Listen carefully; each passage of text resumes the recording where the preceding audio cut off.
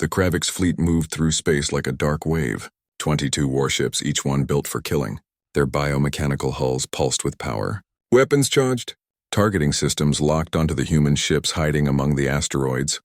On the bridge of the lead Kravik's vessel, Commander Thrak studied the tactical display. He saw small ships. Weak formations.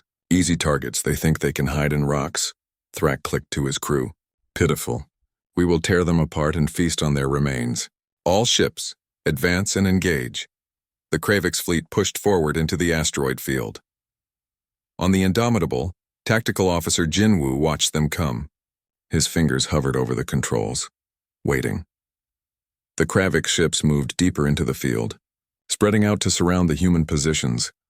They're taking the bait, Jinwoo said quietly. Hold, Commander Dajan ordered.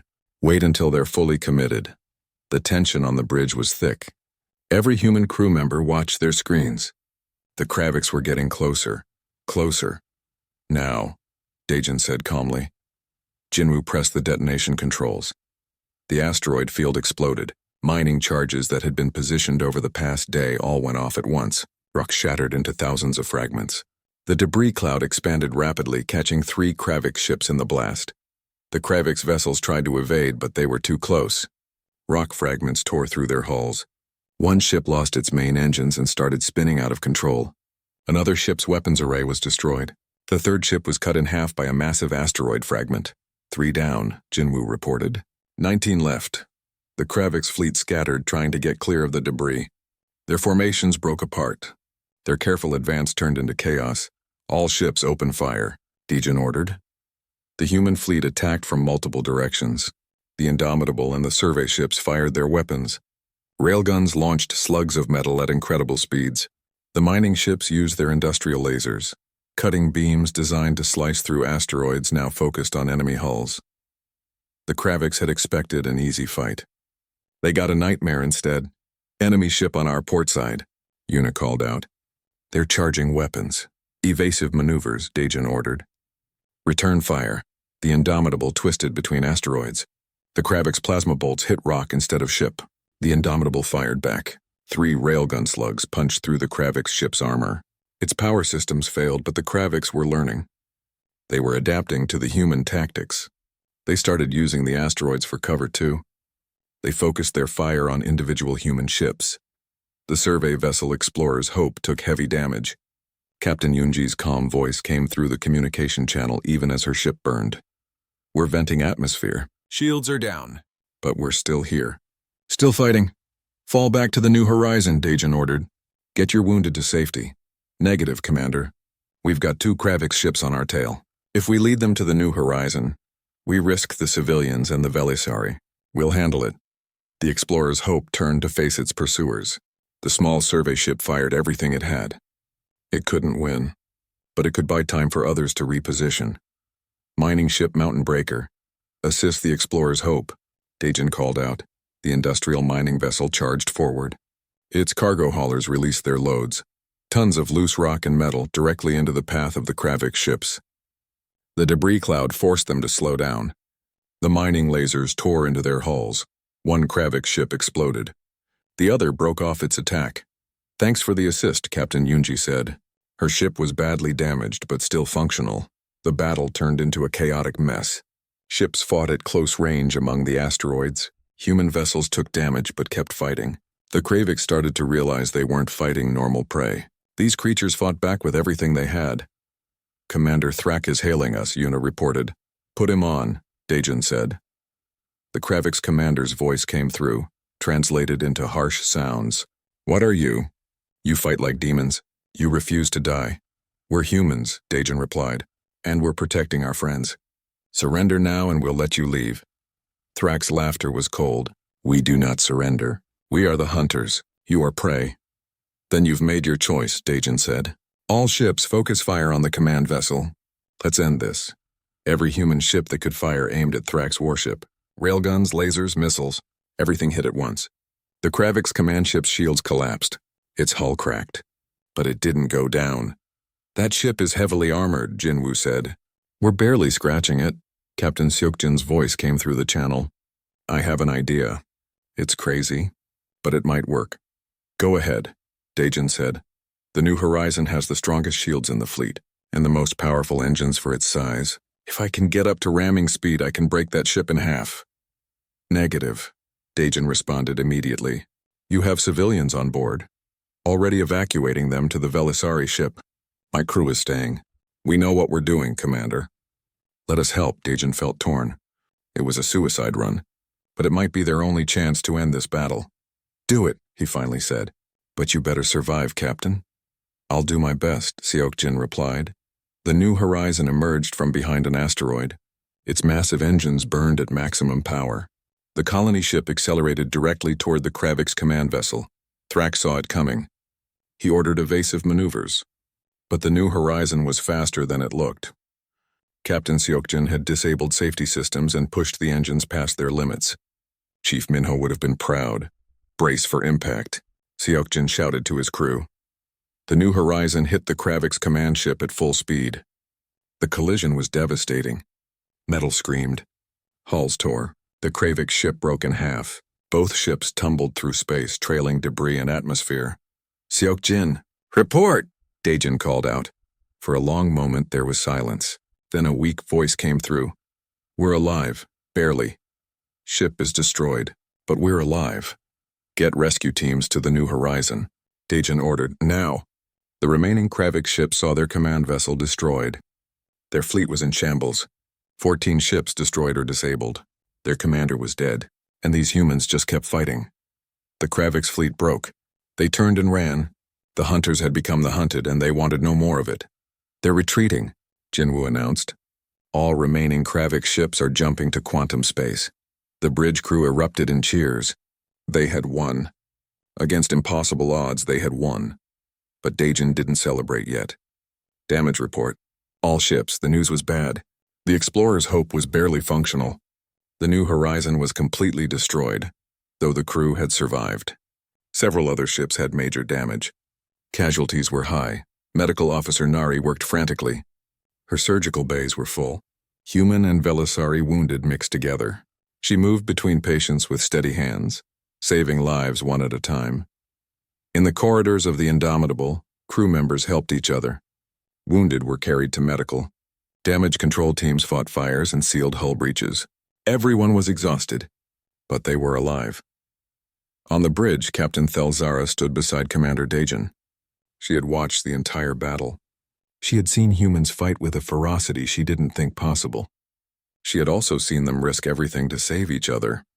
You won, she said quietly, against a fleet that should have destroyed you. You won. Dajin looked at the view screen, at the damaged ships, at the debris field that had been enemy vessels. At the cost of victory, we survived, he corrected. That's good enough. What now? Thelzara asked. Dajin was quiet for a moment. Then he said, now we send a message. To Earth, to the Galactic Council, to everyone. The Outer Rim is under new protection. Humanity is here, and we don't abandon those who need help. Thelzara understood. This battle would change everything. The Kraviks had terrorized the Outer Rim for generations. Now they had been defeated by a handful of human ships that weren't even military vessels. Word would spread. Other species would hear about this. The predators would learn to fear. The prey would learn to hope. And humanity had announced itself to the galaxy in the loudest way possible. Not through diplomacy or trade, but through protection and sacrifice. The Deathworlders had answered the distress call. And they had changed everything.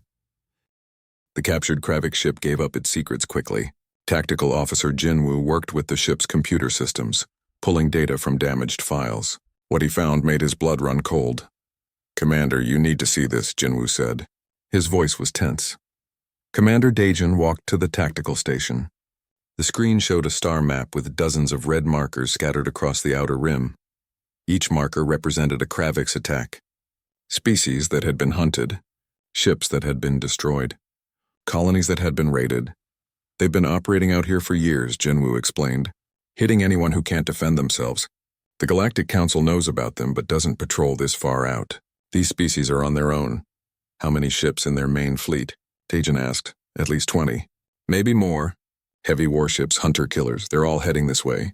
The scouts we destroyed were supposed to report back. When they didn't, the fleet changed course to investigate. Navigator Soman pulled up calculations on her screen. They'll be here in 36 hours, Commander. Maybe less if they push their engines. Dajan studied the map. 20 Kravix warships against 1 human exploration vessel. The odds were terrible. The smart thing would be to run. Get the Velisari to safety and call for reinforcements. Earth's military fleet could handle this, but they were weeks away. Yuna, send a message, Dajan said. Broadcast on all human frequencies. Any human ships in this sector? We need help. Yuna worked her console. Sending now, Commander. But sir, there aren't many human ships out here. We're one of the few exploration vessels in this region. I know, but we have to try. The message went out across space. A simple call for assistance. Human ships were needed. A battle was coming. For 3 hours there was no response. Dajan began to accept that they would face the Kravix fleet alone. He started planning defensive strategies with Jinwoo.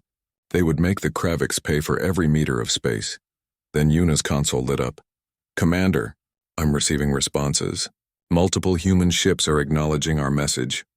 How many? 3 survey vessels from the mapping program, 2 mining operations, and a colony transport that's passing through the sector. They're all coming. Dajan felt hope spark in his chest. How long until they arrive? The first ship will be here in 8 hours. The rest will arrive within 12 hours, before the Kravix fleet gets here. Good, send them tactical data. Tell them what we're facing. And Yuna, make sure they know this is voluntary. No one has to come if they don't want to. Yuna smiled. With respect, Commander, I don't think any human ship is going to ignore this call. We don't work that way, she was right. Over the next 12 hours, human ships arrived one by one. They weren't military vessels. They were civilian ships built for peaceful purposes. But they came anyway. The survey ship Explorer's Hope arrived first. Captain Yoonji commanded a crew of 30 scientists and explorers. Her ship had basic weapons for asteroid clearing, nothing more. We're not fighters, Yoonji said over the communication channel, but we're humans. If you need us, we're here. The mining ships Mountain Breaker and Deep Core came next. They were industrial vessels designed to extract minerals from asteroids. Their crews were miners and engineers, but they brought their mining lasers and their cargo haulers. They were ready to help. Then came the colony transport New Horizon. It was the biggest ship to arrive, designed to carry thousands of colonists to new worlds. Captain Seokjin commanded a crew of 200. His ship had minimal weapons, but he had shields and engines designed for long-distance travel. My passengers are asking what's happening, Seokjin reported. I told them we're helping people who need us. They voted unanimously to stay and help. Dajan felt something tight in his chest. Pride. These weren't soldiers. They were explorers, miners, and colonists. But they had come when called. They were ready to risk their lives for aliens they had never met. Thank you, Dajan said to all of them. All of you. Let's make sure we all survive this. The human ships gathered around the damaged Harmonious Dawn. On the bridge of the Indomitable, Tactical Officer Jinwoo worked with the other ship captains to create a defense plan. We can't fight them ship to ship, Jinwoo explained. We're outnumbered and most of our ships aren't armed for combat. We need to be smart. Suggestions? Dajan asked. We use the environment. There's an asteroid field nearby. We position our ships there. Use the asteroids for cover and to confuse their targeting. We set up overlapping fields of fire so they can't focus on any single ship. Chief Engineer Minho joined the tactical discussion. My teams have been working with the mining ships. We can use their equipment to create improvised weapons. Mining charges can be turned into mines. We scatter them through the asteroid field. Make the Kravix pay for every meter they advance. What about the colony ship? Dajan asked. The New Horizon has too many civilians on board. They shouldn't be in the combat zone. Captain Seokjin's voice came through the communication channel. With respect, Commander, my ship has the strongest shields of the fleet. We volunteered to be here. Give us a job. Dajan thought about it. Can you protect the Velisari ship? Keep it in your shield envelope? Absolutely. We'll keep them safe. The plan came together. It wasn't pretty. It wasn't professional military strategy. But it used everything humans were good at. Improvisation, adaptation, stubbornness. Captain Thelgzara watched the human preparations with growing amazement. The humans were turning mining equipment into weapons. They were moving asteroids into defensive positions using cargo haulers. They were doing things that no proper military would consider. They're insane, her second officer said. They're going to fight a fleet of warships with mining ships and survey vessels. Yes, Telzara agreed. But they're also humans. I'm beginning to think those two things go together. She asked Commander Dajan if her crew could help. The Velisari weren't fighters. Violence was almost unknown in their culture. But they had skills in other areas. We're excellent at coordination and communication, Thelgzara explained. Our minds process information differently than yours. We can help manage the tactical data, direct fire solutions, track multiple targets. Dajan agreed immediately. Soon, Velisari crew members were working alongside Yuna in the Indomitable's communication center. Captain Thelzara found herself looking at human tactical displays, learning to understand their combat doctrine. It was so different from anything she had known. The Galactic Council fought with precision and caution. Every move was calculated. Risk was minimized. Humans fought with aggression and creativity. They took risks. They adapted on the fly.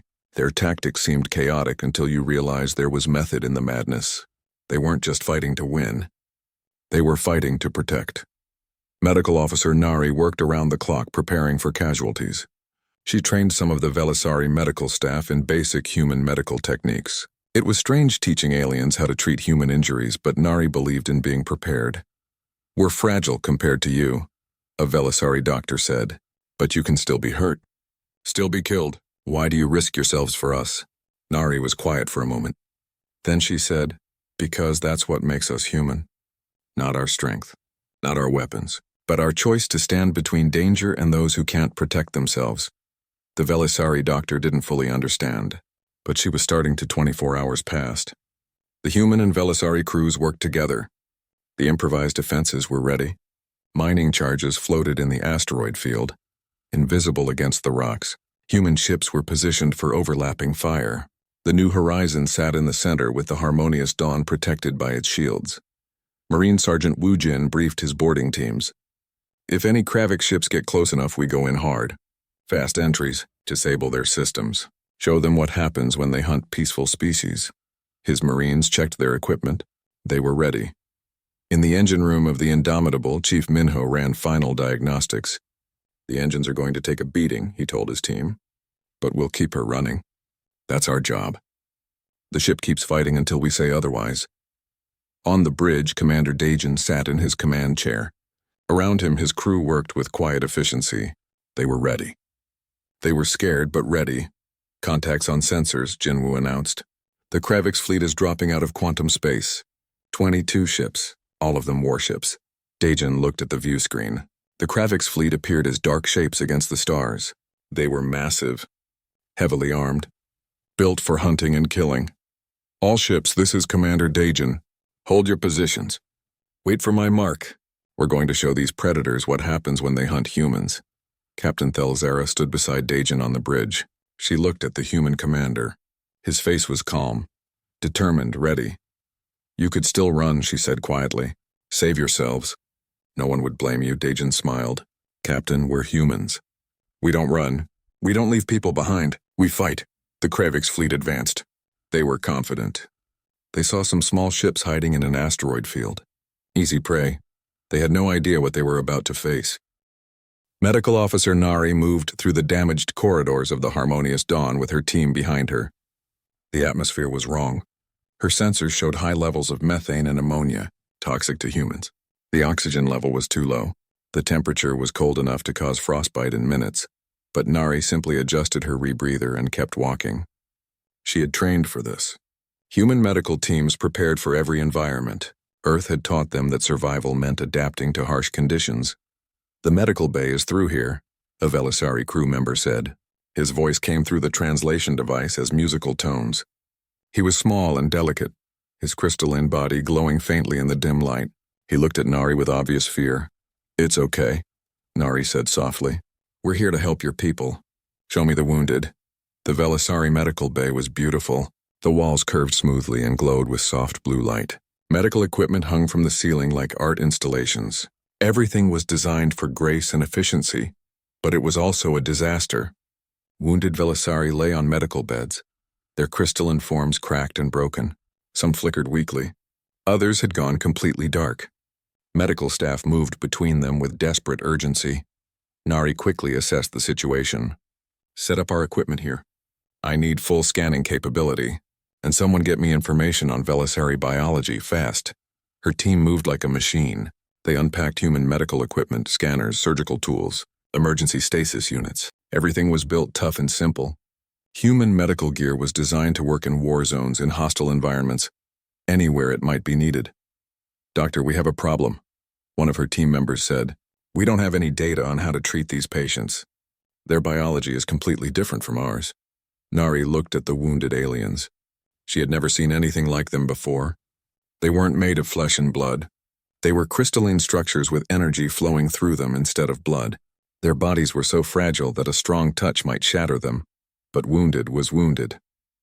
Pain was pain. Nari had spent 15 years learning how to fix broken bodies. The species didn't matter. "Then we learn fast," she said. "Start with basic scans. Map their internal structure. Find out what keeps them alive. We'll figure out the rest." She walked to the nearest Velisari patient. It was Captain Thelzara. The captain's crystalline form had cracks running through it. Her glow was weak and unstable. "Hello, Captain," Nari said gently. "I'm Dr. Nari. I'm going to help you." "Can you tell me what hurts?" Thelzara looked up at the human doctor. She had never seen anything like this creature before. Nari was dense and solid. Her body adapted for heavy gravity. Her skin was dark and smooth. Her eyes were kind despite being predator eyes. "The pain is everywhere," Thelzara said weakly. "The blast damaged my crystalline structure. I am breaking apart slowly." Nari scanned her with human medical equipment. The scanner wasn't designed for crystalline life forms, but it showed energy patterns and structural integrity. Nari studied the readings carefully.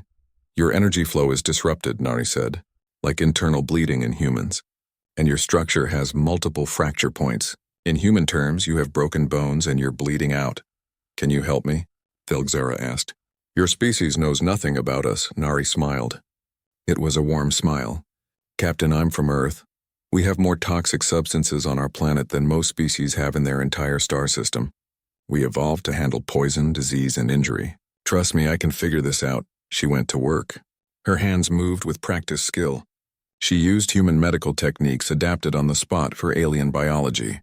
She sealed the cracks in Thelzara's crystalline form with a bonding agent, designed for emergency hull repairs. She stabilized the energy flow with electromagnetic pulses from her medical equipment. It shouldn't have worked. The techniques were designed for completely different biology. But humans were good at improvising. They had to be. Earth had taught them that adaptability was survival. "The pain is fading," Thelzara said with surprise. "How did you do that?" "Practice," Nari replied. "And stubbornness. We humans don't give up easily." Across the ship, Chief Engineer Minho was having his own revelations. He stood in the Harmonious Dawn's life support systems with his engineering team. The room was freezing cold and the atmosphere made his rebreather work overtime. "This is bad," one of his team members said. "The main life support generator is completely destroyed. The backup systems are failing. We don't have replacement parts that will work with their technology."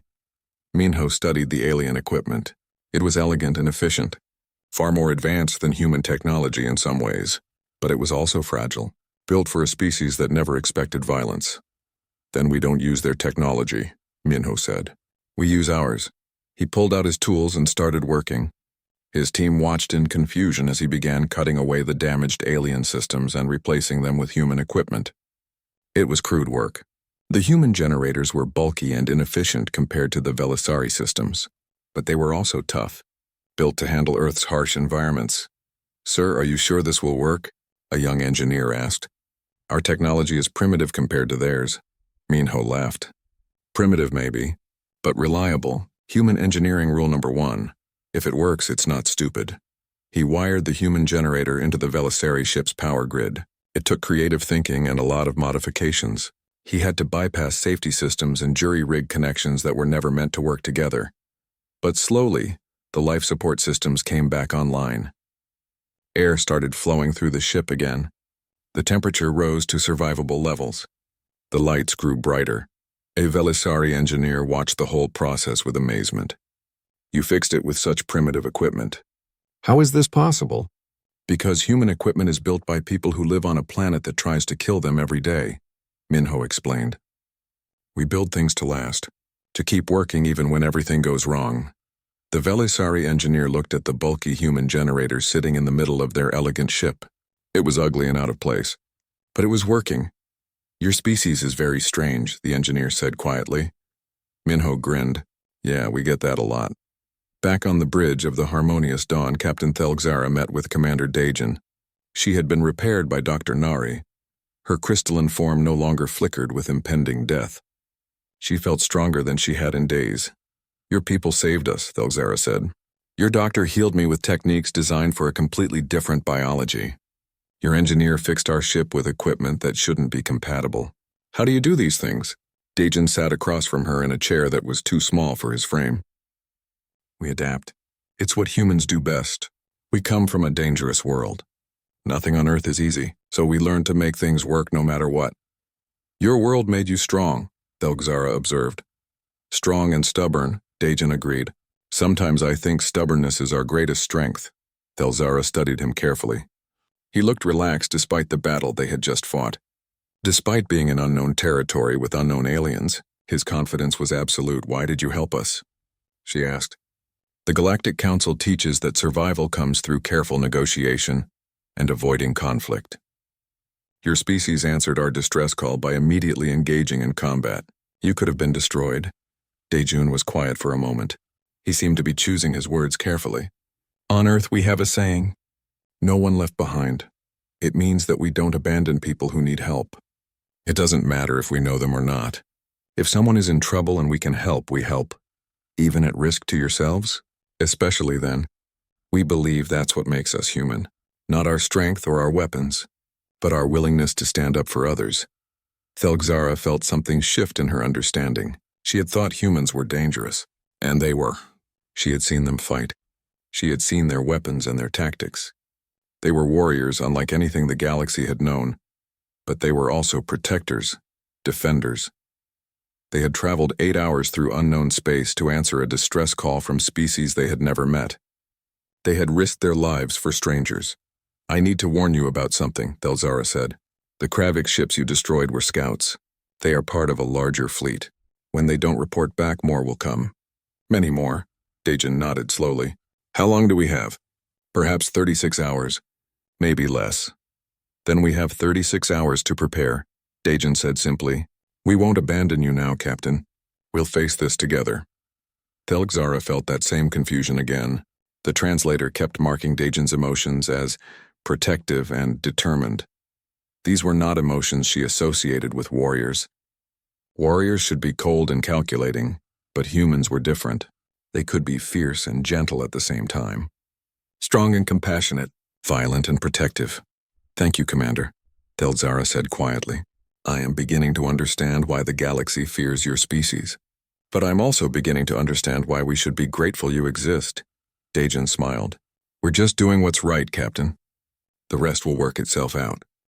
Tactical Officer Jinwoo studied his screens with careful eyes. The 3 Kravik ships had stopped circling. They were turning to face the Indomitable. Their weapons were powering up. The biomechanical hulls pulsed with light as energy built up in their systems. They're targeting us, Jinwoo reported. All 3 ships. They're not taking us seriously, Commander. Their formation is sloppy. Commander Dajun stood in the center of the bridge. His hands were relaxed at his sides. He had been in combat before. Back on Earth during the resource wars. He knew how to read an enemy. These Kraviks thought they were apex predators. They had probably never met anyone who fought back effectively. Chief Hyun, status on weapons? Dajin asked. All railguns charged and ready, Hyun replied from the weapons station. Missiles locked on targets. Shields at maximum. Ready on your order, Commander. Good. Summon. Plot us a direct course to the center of their formation. Navigator. Somin looked up from her screen. Sir, you want us to fly straight at them? That's right. Full speed. Somin hesitated for just a second, then nodded. Her fingers danced across the controls. Course plotted. We'll be in weapons range in 30 seconds. Minho, how are the engines? Dajin asked over the intercom. The chief engineer's voice came back with confidence. Running smooth, Commander. We can take a beating. I built these ships to handle Earth storms. Whatever these aliens throw at us, we'll manage. The Kraviks opened fire first. Bright green plasma bolts shot across space. They hit the Indomitable's shields with flashes of light. The ship rocked slightly, but the shields held. Alert sounds beeped on the bridge, but they were minor warnings. Nothing critical. Shields down to 90%, Jinwoo reported. Their weapons are strong, but not strong enough. Daejin nodded. Return fire. All weapons. Target the closest ship. The Indomitable fired back. Human railguns launched projectiles at incredible speeds. They were simple weapons. Just metal slugs accelerated by magnetic coils. No fancy energy beams or plasma. No exotic technology. Just kinetic force. But kinetic force was enough. The railgun slugs hit the first Kravik ship and punched straight through its armor. The biomechanical hull cracked and split. Atmosphere vented in explosive bursts. The ship's lights flickered and died. Direct hit, Hyun called out. Their armor couldn't stop it. That ship is disabled. The other 2 Kravik ships broke formation. They were moving apart, trying to flank the human vessel. It was a smart tactical move. But Daejin had expected it. Summon hard turn to port. Bring us around. Jinwoo, launch countermeasures. The Indomitable turned with surprising speed for its size. Human ships were built heavy. They had to be strong enough to launch from Earth's high gravity. That meant dense materials and powerful engines. The ship moved like a boxer. Not graceful, but fast and powerful. Metal chaff deployed from the ship's sides. It scattered through space, creating a cloud that confused the Kravik's targeting systems. Their next volley of plasma bolts went wide, missing the Indomitable completely. Their second ship is trying to get behind us, Jinwoo warned. Let them, Daejin said calmly. Hyun, prepare missiles. I want a spread pattern. Make them dance. 6 missiles launched from the Indomitable. They spread out as they flew, forcing the Kravik ships to evade. One ship managed to shoot down 2 missiles. Another ship dodged 3 more. But the last missile hit the third Kravik's vessel in its engine section. The explosion was beautiful and terrible. The Kravik ship spun out of control, trailing debris and frozen atmosphere. 2 down, Hyun reported. 1 more to go. The last Kravik ship was trying to run. It fired its engines and turned away from the battle. Its commander had finally realized what was happening. They weren't fighting some weak council species. They were fighting something dangerous. They're trying to escape, Soman said. Not today, Daejin replied. Minho, give me everything the engines have. We're going to catch them. The Indomitable surged forward. The quantum drives howled with power. In the engine room, Minho and his team worked frantically to keep everything stable. The ship was pushing past its normal limits, but Minho knew his engines. He knew what they could handle. Jinwoo, deploy the nets, Daejin ordered. Sir, the electromagnetic nets? But those are ancient technology. Ancient doesn't mean useless. Deploy them. Jinwoo pressed the controls. Pods launched from the Indomitable, spreading out in front of the fleeing Kravik ship. The pods opened and released thin electromagnetic nets that expanded rapidly. The Kravik ship flew straight into them. The nets wrapped around the Kravik's vessel's hull. Electricity crackled across its surface. The ship's systems went haywire. Its engines cut out. It drifted to a stop, completely disabled. Target captured, Jinwoo reported with a hint of surprise in his voice. The nets worked. Of course they worked, Daejin said. Simple technology is often the best. Now let's check on the ship we came to save. The bridge crew looked at the main view screen. The Velisari ship was still there, still damaged, still dying. But now it had a chance. Yuna, hail the Velisari ship, Daejin ordered. Channel open, Commander. This is Commander Daejin of the Indomitable to the Velisari vessel. The hostile ships have been disabled. We're coming to assist you. Please prepare to receive boarding teams. On the harmonious dawn, Captain Thelixara stared at her view screen. She couldn't believe what she had just witnessed. The battle had lasted less than 15 minutes. 15 minutes. The human ship had destroyed or disabled 3 Kravik's vessels in 15 minutes. The Kraviks were feared throughout the Outer Rim. They were efficient hunters with advanced weapons. They had been raiding peaceful species for centuries. The Galactic Council avoided confronting them because the cost would be too high. But these humans had torn through them like they were nothing. Captain, her second officer said quietly, the humans are hailing us. What should we do? Thelixara thought about it. Humans were Deathworlders, dangerous creatures from a dangerous world. But they had just saved her ship. They had answered her distress call when no one else would. Accept their transmission, she said. The translation device crackled as it processed the human language. Commander Daejin's voice came through. It was deep and steady. The translator tried to add emotional context. It marked the voice as calm, confident, protective. That last word confused Thelzara. Protective? Why would warriors who fought like that feel protective? We're sending boarding teams to help with repairs, Dajin continued. We have medical personnel if you have wounded. Don't be afraid. We're here to help. Thelzara made her decision. Thank you, Commander. We accept your help. Please be careful. Our ship is very damaged, and our atmosphere is different from yours. We'll manage, Dajin replied. We're humans. We adapt. 20 minutes later, a human shuttle docked with the Harmonious Dawn. Captain Thelzara moved to the airlock with her remaining crew. They didn't know what to expect. The ship's computer had given them basic information about humans, but information on a screen was different from meeting them in person. The airlock opened. The first human stepped through. He was huge, not as tall as some species, but dense and muscular. He wore a dark uniform and carried equipment that looked heavy. His face had strong features and his eyes scanned the corridor with professional efficiency. Behind him, more humans entered. All of them moved with purpose and power. Marine Sergeant Wu Jin, the first human said. His translation device converted his words into Velisari harmonics. We're here to help. Where do you need us first?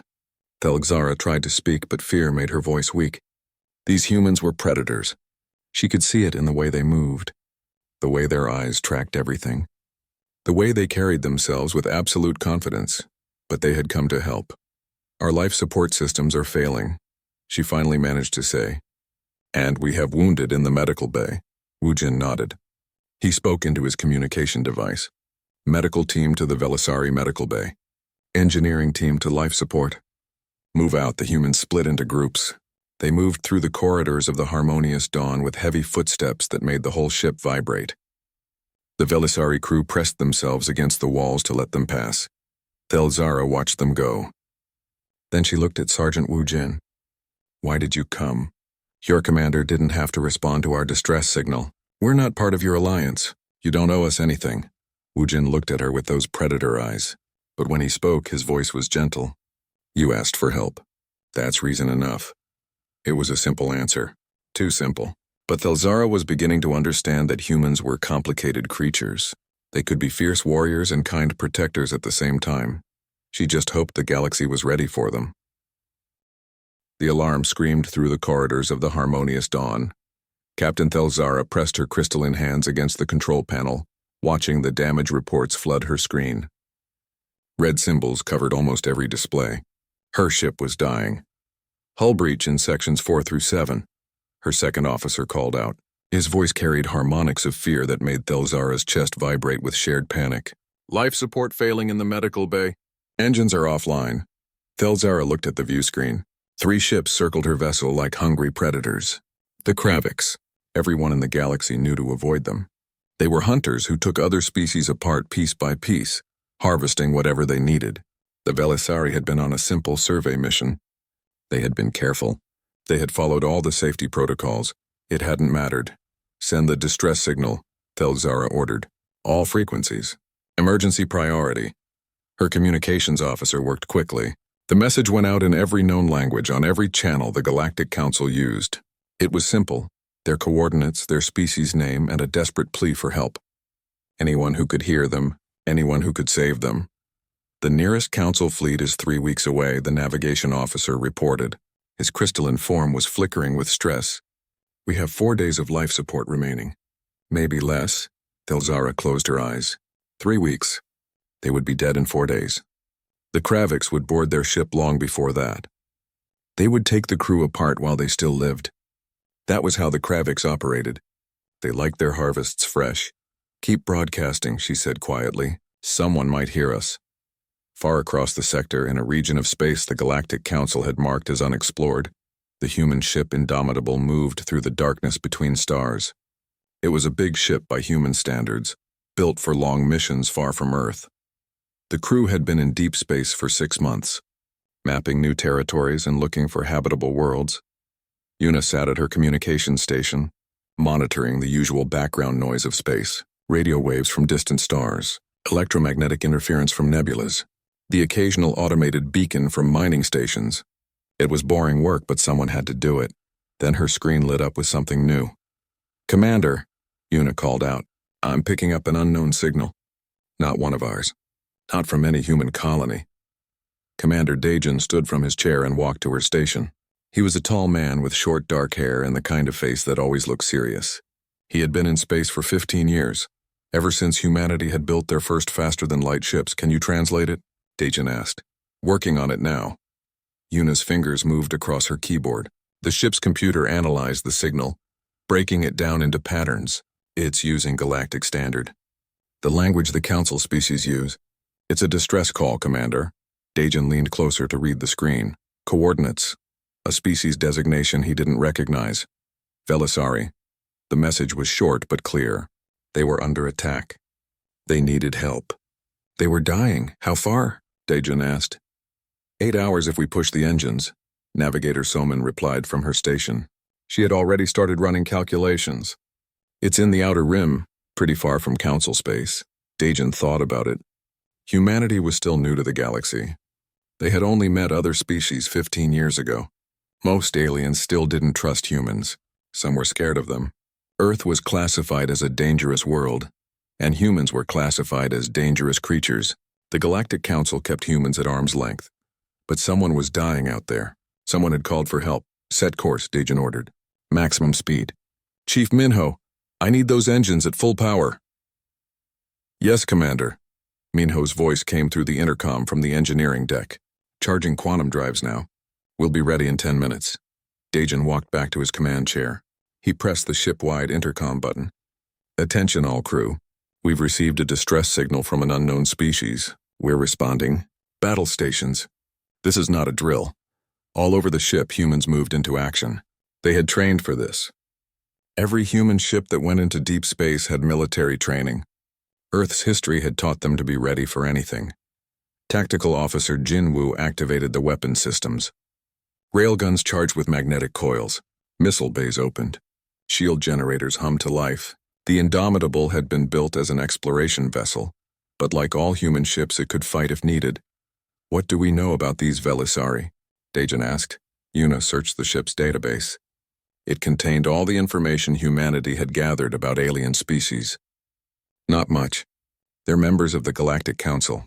Peaceful species. They live on low-gravity worlds with stable environments. The database says they're fragile, physically weak compared to most species, and whoever is attacking them. The signal mentioned Kravix. Let me check. Una pulled up more files. Her face went pale. Commander, the Kravix are bad news. They're raiders, hunters. They attack weaker species and harvest them for biological resources. The Council considers them a major threat, but they operate in the outer rim where Council patrols don't go. Dajan nodded slowly. So these Velisari are peaceful, weak, and alone, and they're being hunted by predators. That's about right, Una confirmed. Then we're their only chance, Dajan said. The Indomitable jumped to quantum speed. Space twisted around the ship as it moved faster than light, crossing distances that would take months at normal speed. Inside the ship, the crew prepared. Medical Officer Nari set up her surgical bays.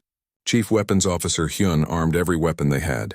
Marine Sergeant Wu Jin briefed his team on boarding procedures. They didn't know what they were flying into.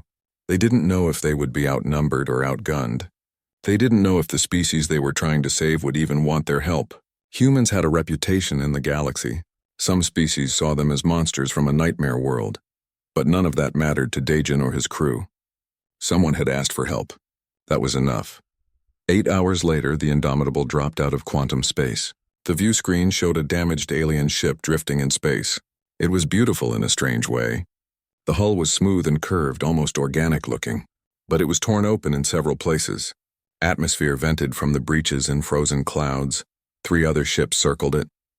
These ships looked nothing like the elegant Velisari vessel. They were dark and angular, covered in what looked like armor plating and weapon ports. Biomechanical designs that pulsed with sickly light. Those are the Kravik ships, Jinwoo reported. I count 3 Hunter-class vessels. They're armed with plasma weapons and some kind of biological projectiles. They've got the Velisari ship surrounded. Hail them, Dajan ordered. All of them. Let's see if we can talk first. Una opened communication channels. This is the United Earth ship Indomitable. You are ordered to cease hostile actions and withdraw immediately. For a moment, there was silence. Then the speakers crackled with a sound that made everyone on the bridge uncomfortable. It was laughter. Clicking, chittering laughter that the translation software struggled to process. A Kravik's voice came through. Humans, unknown species. Unregistered with the Council. You are irrelevant. Leave now or become prey, Dajan smiled. It wasn't a nice smile. I guess we're done talking. On the damaged Velisari ship, Captain Thelzara received the human transmission. She had never heard of humans before. Her computer searched the database and found the entry. Her heart sank when she read it. Humans. From Earth. A Class 12 hazard world. Deathworlders. She had heard stories about Deathworlders, species that evolved on planets so dangerous that simply surviving made them into monsters. High gravity that crushed bones. Toxic atmospheres. Predators everywhere. Violent weather. Disease. Humans had survived all of that, and now they were here. Thelgzara didn't know if she should be more afraid of the Kraviks or her potential rescuers.